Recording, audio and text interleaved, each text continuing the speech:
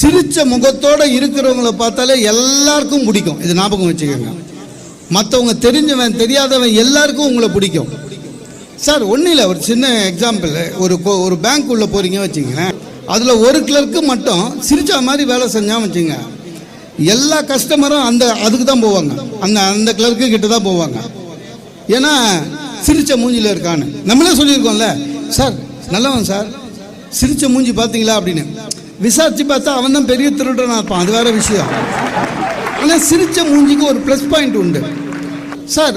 ஆராய்ச்சியில் சொல்கிறாங்க சார், நீங்கள் மகிழ்ச்சியாக மனநிலையில் இருந்தால் நீங்கள் அழகாக தெரிவிங்கன்றாங்க. அப்புறம் உங்கள் இஷ்டம். ஏன் நம்ம சிரிக்க மாட்டேன்றோன்னா ரொம்ப கஷ்டம். ஒரு டாக்டர் சிரிச்சா மாதிரியே இருக்கணும் எப்பவுமே.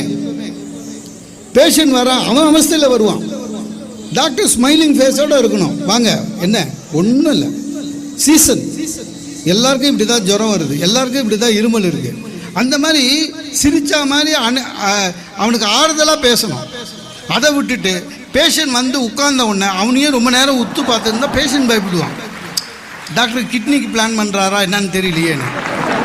அதனால சிரிப்பு ரொம்ப முக்கியம் சார்.